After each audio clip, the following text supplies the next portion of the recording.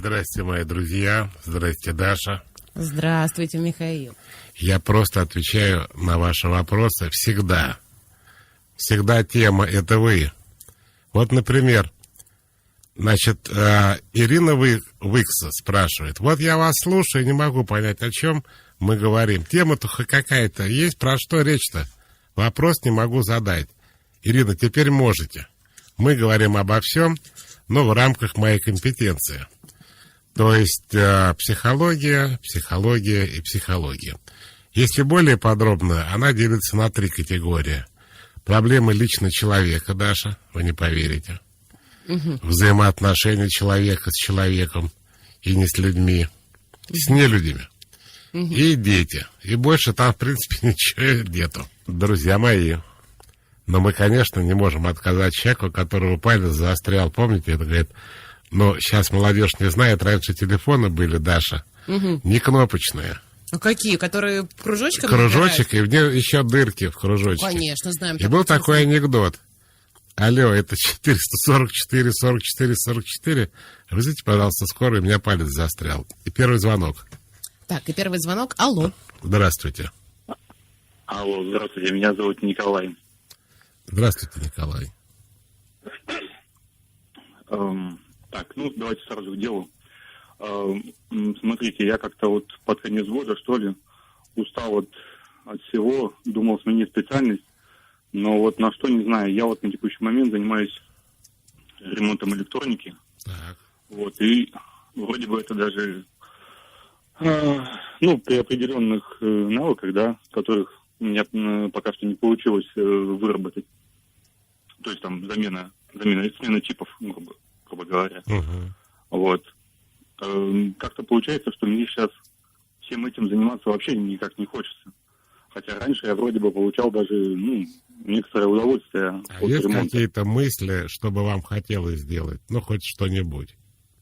Есть у меня мысли это называется промышленный дизайн, то есть то, как вы должны выглядеть должно выглядеть оборудование или там, допустим, не знаю, миксеры, чайники, вот такой вот.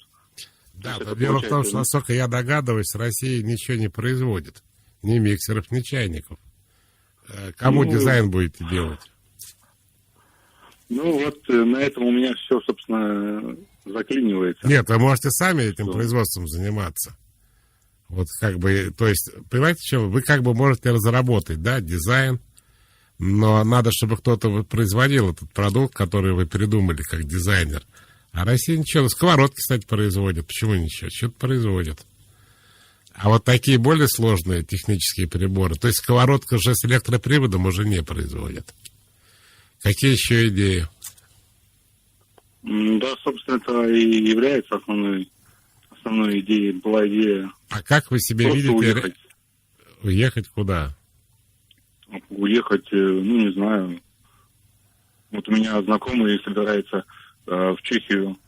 Так. Вот я думал с ним уехать, но у меня, видите, есть такой нюанс. Я эпилептик и не уверен, что я смогу там покупать те же лекарства, которые я могу покупать здесь. Во-первых, вы вначале можете здесь взять с собой, а потом там дойти до врача. Запас взять с собой большой. Нет, это, я думаю, проблема решается. Но у меня другой вопрос. А что в Чехии-то будете делать? По сути дела, работать, как у нас здесь в пятерочке или охранником. У меня знакомые уехали, знакомый парень. Вот он примерно так вот, условно говоря, в пятерочке в Израиле и работает. Да, но вам же не нравится чинить электронику, а вы хотите еще ниже опуститься. Нет, мне, получается, вроде бы нравилось, а сейчас конкретно сейчас не нравится. Посмотрите, вдруг вас отпустят. Потому что, может быть, вы устали, а вот сейчас вдруг руки соскучатся по электродам. Как справиться с гостингом? И это не актер. То есть не с Райаном, да? Нет, не с ним. Это игнор так выглядит. Не поддаваться. Я могу сказать, как у меня была ситуация. была у меня подруга. Я с ней где-то, я помню, отдыхал, и она что-то обиделась, перестала... Ну, как, что игнор, это когда человек с тобой не общается, не разговаривает. А жили мы в отеле. Я один раз задал вопрос, я сейчас стараюсь больше одного раза ничего не спрашивать. Говорит, что молчим? Она не отвечает. Вот. Я пошел, говорю, дайте мне еще один номер. И взял чемодан, поехал жить в свой номер. Прибежал и давай рыдать. Короче, не надо никому подыгрывать, не надо 5 раз спрашивать, а что случилось, почему ты не разговариваешь и так далее. Не, вы один раз можете, конечно, спросить, но если человек не собирается с вами разговаривать, я не вижу смысла продолжать с ним отношения в принципе. Михаил, скажите, пожалуйста, как перестать корить себя за ошибки прошлого? Уже давно покаялась, пережила, попросила прощения у кого надо, но периодически в течение полутора года, хорошо, пусть будет 1,5 года. Вылезает та ситуация, мне опять стыдно, некомфортно. Гоняя мысль постоянно по кругу, хорошо тем, у кого совести нет. Наталья, вы только сейчас заметили? Наталья из Эдинбурга. Смотрите, за ошибки прошлого вы себя корите, потому что считаете ваши действия ошибочными. Но дело в том, что когда вы их совершали, вот многие ученые, психологи и биологи, они считают, что все биологически детерминировано. То есть человек в какой-то момент своей жизни делает... Даша, вы записываете? Кому я все это рассказываю? Конечно. Все фиксируется там. Да. Делает единственное то, что он как бы благодаря своему характеру и может сделать. То есть особенность его психики заставляет человека в какой-то момент времени делать только это действие. В этот момент. И психики в этот момент. Может быть, с возрастом она у него меняется, и он не может себе этого простить, но в этот момент он делает то, что его психика предлагает ему, а она только один сценарий предлагает. Ну, например, аборт. За что можно стыдиться? Сдать ребенка в детский дом. Поджечь квартиру соседей. Ну, за что вам стыдно, Наталья? Вы же не пишете. Я все перечисляю, а вы молчите. Короче, вот в тот момент, когда это происходило, у вас были соображения, что это единственный способ решить проблему. Теперь, когда ситуация изменилась, вы думаете, ну, зачем я это все сделала? И у вас вот это чувство вины, стыдобы. А вы скажите себе вот что когда я это делала, у меня была для этого причина. Сейчас я так не думаю, и вместо того, чтобы тратить свои нервы на то, что я виновата была, вы скажете, сейчас я так не поступлю. Садитесь в самолет, спокойно летите, не пытайтесь его угнать. Проходите мимо квартиры соседа, не пытайтесь ее поджечь. Видите ребенка, не тащите его в детский дом. Просто мимо проходите, и все нормально. У нас звоночек.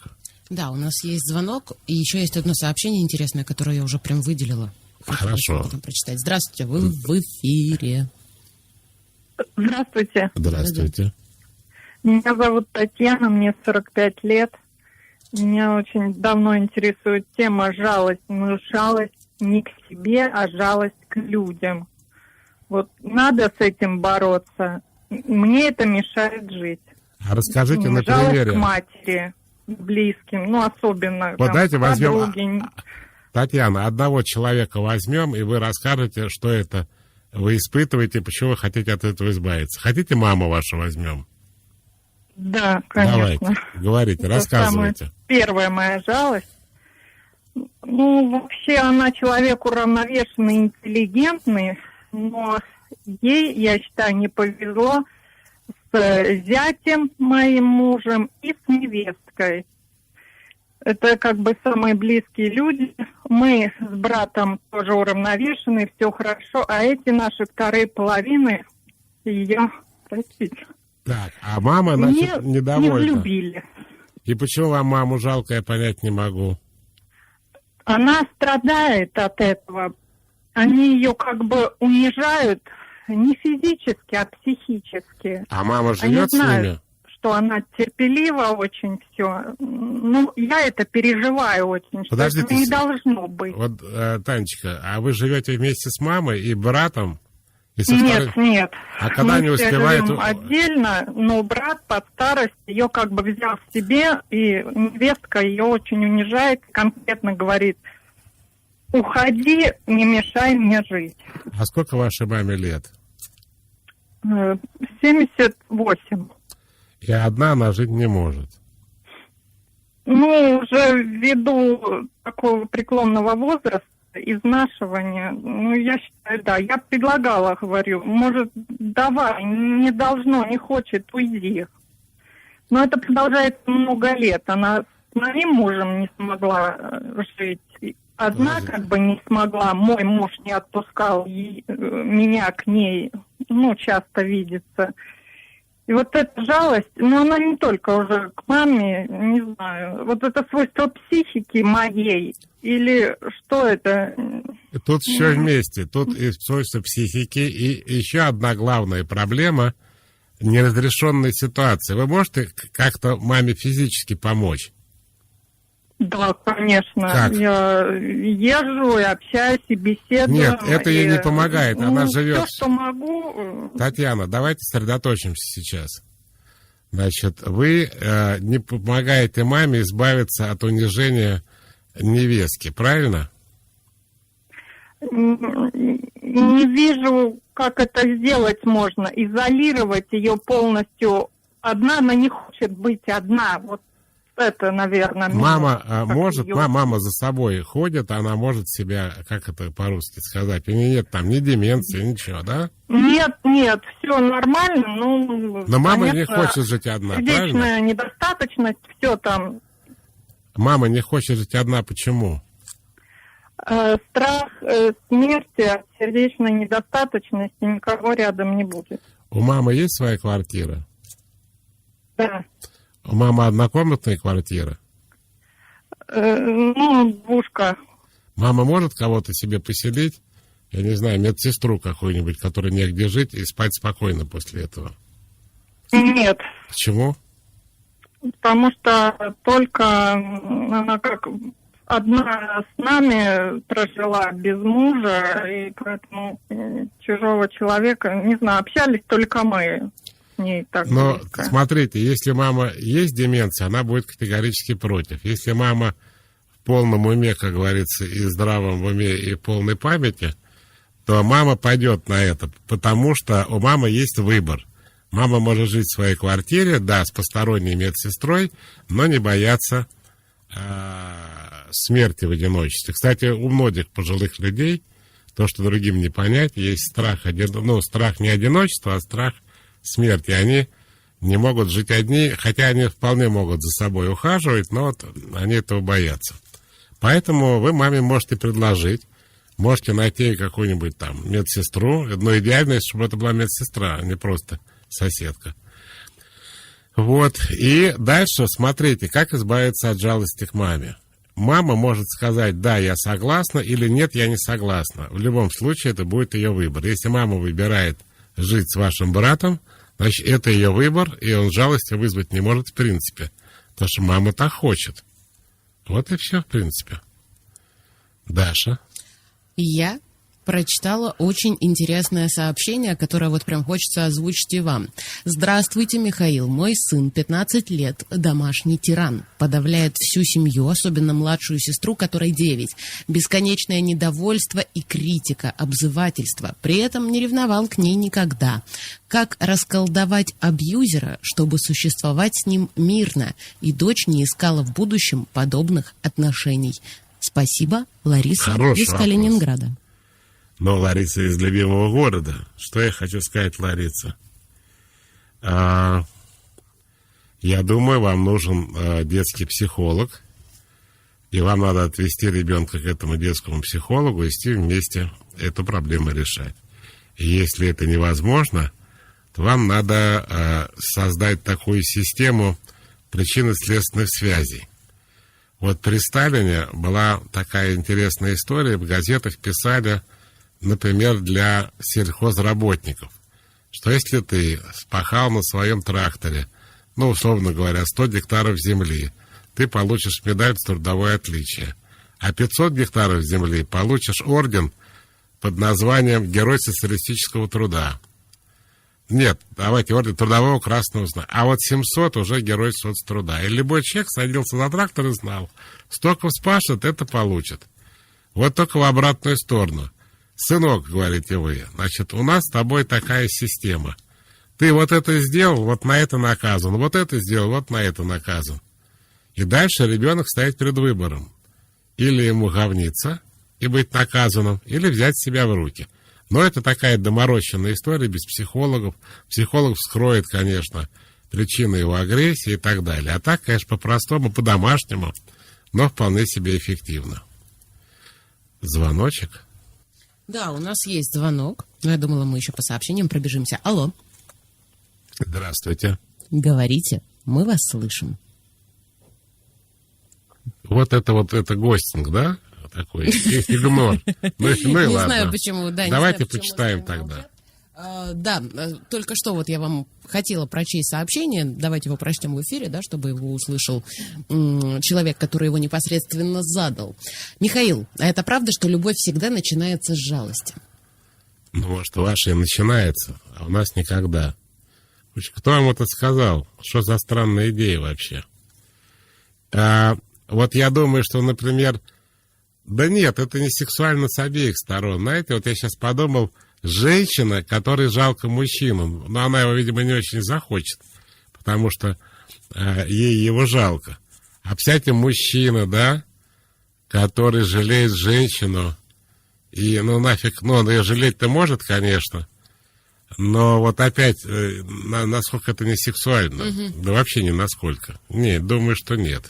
Смотрите, еще очень интересное сообщение есть. Добрый вечер. Карина, 26 лет. Никогда не было отношений. Во время общения с молодыми людьми возникает блок. На автомате избегаю общения, могу общаться свободно только с теми, кому нет симпатии. Что со мной не так? Из детства с родителями... Ой, я сейчас... Даша, а в чем начало-то было? Могу 26 общаться... лет никогда не было у девушки отношений. Так. Может общаться свободно с парнями, только к которым нет симпатии. К тем, которым симпатия есть, у нее сразу возникает блок. Пишут, что из детства с родителями были хорошие отношения, а в школе был буллинг. Спасибо за ответ. Ну, трудно вот так вот по фотографии лечить. Что я хочу сказать? В любом случае, независимо от причины такого поведения... Причина, то есть, как сказать, не причиной, а смыслом такого поведения является страх перед отношениями. Перед тем, что вы боитесь, что вам сделают больно, вас предадут. Перед тем, что вы боитесь за себя, что вы не сможете быть счастливы, наоборот, будете несчастны, и поэтому боитесь отношений и так далее. Вот, собственно, это и главная причина. Если вы хотите более подробно, вам надо взять психолога. Вот тут смешной вопрос. В психологии считается, что если ты вслух психологу проговариваешь свои проблемы, тебе станет легче. А если свои проблемы самому себе проговаривать... Такой же вопрос сейчас возник, не мой. Можно же и с самим собой поговорить. О, умничка. Будет ли польза от такой методики? Вы знаете, не думаю, что вы все проблемы решите, потому что некоторые проблемы решаются не от того, что вы вслух проговорили, а от того, что ими занялся специалист. Но я могу сказать, что когда вы говорите с собой о многих проблемах, в частности, о страхах, о неуверенности, о том, что вас гложет, тревожит, то действительно это очень эффективно помогает.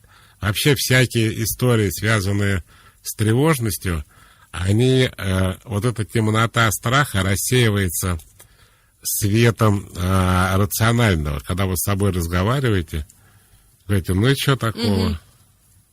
И ничего. Да и ничего. Еще помрем. Поговорим? А то. Поговорили. Поговорили. Нет, у нас Я есть чувствую, еще один. этот абьюз Алло. продолжается. Алло. Вот. Здравствуйте. Здравствуйте. Здравствуйте, Михаил. Здравствуйте. Прежде всего хочу сказать вам, что обожаю вас слушать. Вы, на мой взгляд, самый лучший психолог. Ну, пока я лучшего не нашел, конечно. Спасибо. Так, хотел бы вам задать такой вопрос. Как-то в эфире вы сказали то, что детей не хотят те, у кого было тяжелое детство. Вот я, например, не хочу детей. Но сказать, что у меня было идеальное детство, тоже не могу. Но тяжелое оно не было. И хотел вас узнать, чем вы обосновываете это мнение? О, шикарный вопрос, спасибо. Сейчас, да. Сейчас я вам расскажу, и вам тоже будет интересно. Моя дочь обвинила меня, это давно осуждено обществом мировым, это называется социальный дарвинизм.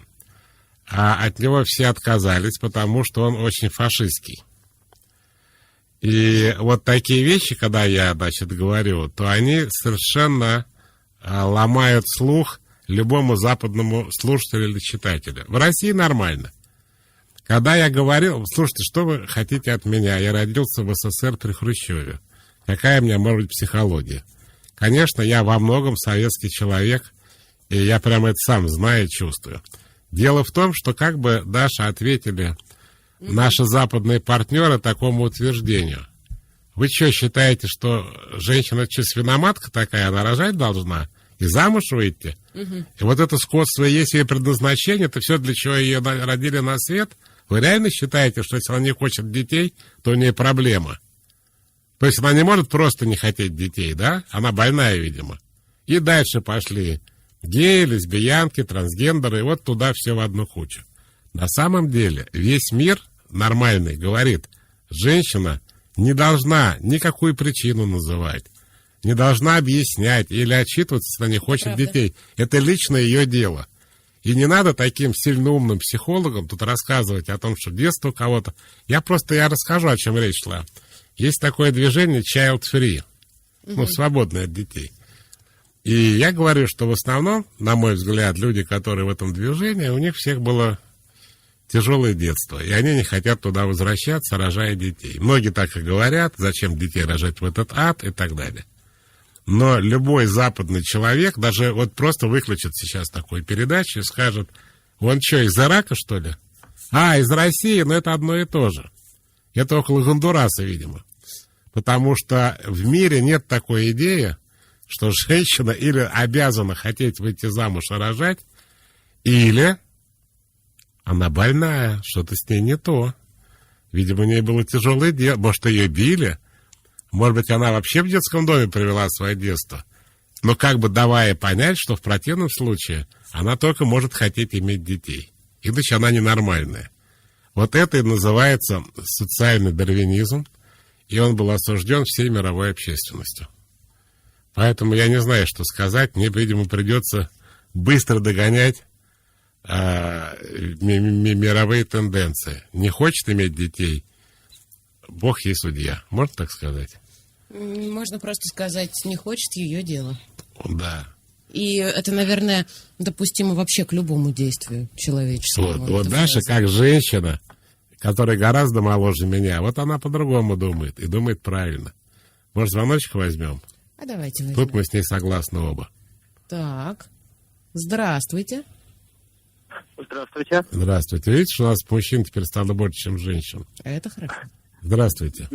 Здравствуйте. Меня зовут Павел, мне 25, и если коротко формулировать мой вопрос, то он прозвучал бы так. Как же маму полюбить и простить отца? Вот. Ну, а если более подробно, то я с недавних пор живу отдельно от родителей, и меня они просят, звони нам, пожалуйста, пиши. Я чувствую, что я не хочу, потому что вот на этой дистанции стал переосмысливать какие-то вещи из своего детства и понял, что у меня на них обида за вот мое положение, в котором я сейчас живу. Поделитесь, пожалуйста. Реализованным. Вот. В чем их ошибка? Что они не так сделали? Ну, проявляли недостаточно эмпатии, интересовались, может быть, мной. Я при этом их не осуждаю. Я прекрасно понимаю, что у них было детство еще более тиранические родители, чем мои. И то, каким они вырастили меня, наверное, это лучшее, что они могли сделать. У них не было хорошего примера. Но от этого мне не легче, и я виню себя и виню их, и вот, не знаю, что с этим делать. Это, собственный вопрос, что с этим делать. Я правильно понимаю? Ну, наверное, да. Давайте разберемся. Смотрите, какое дело. Вот у меня в аннотации к завтрашней лекции есть такая фраза, что мать не ангел, а живой человек. Но есть такая ситуация, что когда ребенок рождается, то у нее есть какие-то, ну, я бы сказал, ожидания от родителей, что они будут на руках носить, попу целовать и вообще сдувать пыль. И вдруг оказывается, что нифига подобного, что среди родителей холодные люди, неэмоциональные, без эмпатии любой, агрессивные, тяжелые. Но не будем забывать, что некоторые из них вообще находятся в пострадовой депрессии. И я вам хочу сказать, что понятно, что есть обида, почему родители были неласковые, почему они не были добрыми, ну и так далее. Недостаточно любили, вообще не любили. Тут я бы поспорил, не любили бы, не рожали бы или в детский дом бы сдали. Но, чтобы вас отпустила обида, я вам скажу очень понятную и простую вещь. Ваши родители любили вас как могли. Если они не проявляли эмоций, у них просто нет этих эмоций. Они могут, видите, как эмоции выражать, только через тревожность. Вот как-то они вам пишут, они вам звонят, они интересуются. Вот это их эмоции, это их забота. А вот просто обнять, поцеловать ребенка, у них нет таких эмоций. Не потому, что они лично вас не любят, а потому, что у них этого нет в организме, в психике. Они по себе люди холодные сами. Я бы сейчас не стал бы углубляться в бабушку с дедушкой. Есть генетика, у них психическая конституция такова, что они выражают свои эмоции так, как они их могут выражать. Очень часто вообще никак. Ну, например, там поел, а это самое, это фильм «Добро пожаловать», говорит, компот хочешь? Нет, иди. Все, весь разговор. Многие родители вышибают из детей оценки, думая, что они вот таким образом выражают свою любовь, чтобы ребенку все самое лучшее было, хоть тяжелое ненужное образование, но типа наш самый лучший. Вот так они любят. Но вы должны понимать, что они не нарочно это делают, чтобы ребенок потом всю жизнь мучился и говорит, почему они со мной так поступали. У них нет выбора. Они по-другому поступать не могут вообще. Их психика не позволяет вести себя по-другому. Что вы можете на этой почве для себя понять? Что вам, может быть, не повезло родиться в этой семье, потому что они не очень добрые и не очень нежные люди, но они вам дали жизнь. И когда ваша жизнь изменится в лучшую сторону, вы забудете. Вы еще знаете, такой есть немножко детский признак. Вы считаете, что если вы что-то не реализовано, это потому, что они что-то не додали. Вы если вы возьмете на себя ответственность и скажете, что если я могу реализовать, это вообще все в моих руках, это вообще не имеет никакого отношения к моим родителям, у вас все наладится. Насчет реализации, Даша. Даша по-прежнему ничего не записывает. Я записываю. Кому я это мечтала, ты я вспомнила о родителях, и у меня возникло свое мнение. Нельзя злиться на родителей. Ну, что еще нельзя или можно, если человек так чувствует? Я понимаю. От этого надо избавляться, От да. этого надо избавляться и как-то понимать, что мы тоже когда-то будем родителями и, возможно, будем тоже неправильными для своих детей. Вот именно. Всегда есть конфликт. Я вам приведу очень интересный пример. Это реальная ситуация. Я могу путаться в количествах. Значит, женщина, это давно было, в 19 веке, беременная женщина пришла к врачу и говорит, доктор, вот такая проблема. У меня 4 детей, и все они с патологиями. В основном они или слепые, или глухие. Я сейчас опять беременная. И я понимаю, что, скорее всего, наверное, опять родится инвалид. Может, мне аборт сделать? Вот что вы посоветуете? И доктор ей говорит, не-не-не, давайте рожайте. Ну, в 19 веке не приветствовали аборты вообще. И она родила. И он был инвалидом, Даша. И знаете, как его звали? Бетховен? Людвиг ван. Да. Он был глухой, и при этом он был великий композитор. Вот какие у него претензии к матери. Все вылились в музыку. Звонок, почитаем. Чем вот сердце успокоится. Выбирайте. Давайте звонок. Давайте звонок, потому, конечно. Человек к нам торопится. Алло. Здравствуйте. Алло? Да, видите, девушка в эфире. Алло, здравствуйте. Здрасте. Михаил, я начну с того, что признаюсь вам, что вы являетесь моим другом, и поэтому я доверю вам свою, наверное, историю жизни. Спасибо. Я живу в Санкт-Петербурге, врач. В данный момент я в декретном отпуске. Соответственно, я зависима от помощи. И несмотря на это, я продолжаю работать, подрабатываю в университете, преподаю.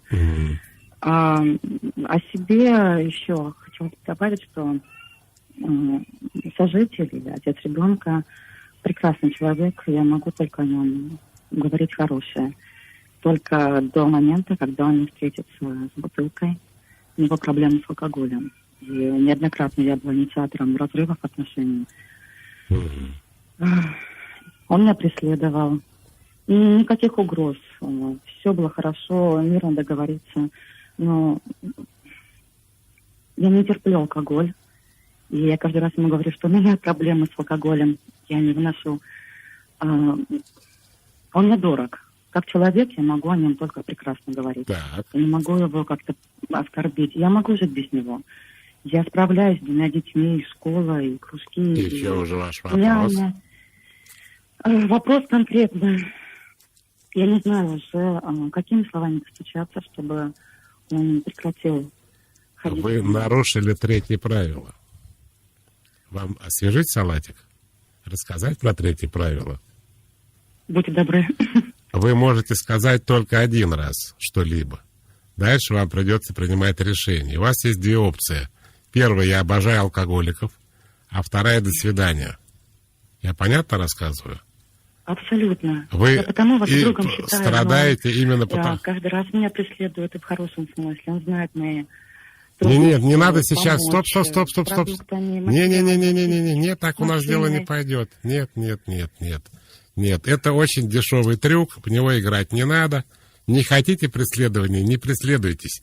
А то он знает, как ко мне подойти, он знает ко мне подход. Я так тоже умею. Не надо в эти дешевые игры играть. Я вам сказал, хотите решить проблему, ее надо решать. Вы не можете, во всяком случае, больше вы точно говорить ничего не должны. Вы свой лимит уже исчерпали. Это огромная ошибка, когда люди по 10 раз говорят одно и то же. Потому что они на самом деле не хотят развода. Разрыва. Здравствуйте. Здравствуйте. Здравствуйте. Здравствуйте. Алло. Да. Здравствуйте, меня зовут Светлана, я из Анапы. Хороший городок. У меня дочь во 2-м браке, у нее 2 дочери от разных браков. Так. Старшую девочку 11 лет, она постоянно унижает, может ударить, все время кричит, отбивается. Но мои успокойся к дочери, полечись или сходи к психологу, она возмущенно кричит, что мне самой надо идти к психологу, потому что я предательница, ее не понимаю. Вопрос, как мне ее мотивировать? Я понимаю, что она больна уже. У нее такая неконтролируемая агрессия к старшему ребенку. Как мне поступить или как мне мотивировать ее пойти лечиться? Вам надо найти юриста, который скажет, вы же тоже родственник, это ваш внук, правильно? Да. Вот, и вы должны как родственник защитить своего родственника, несовершеннолетнего ребенка, к сожалению, от матери, так бывает.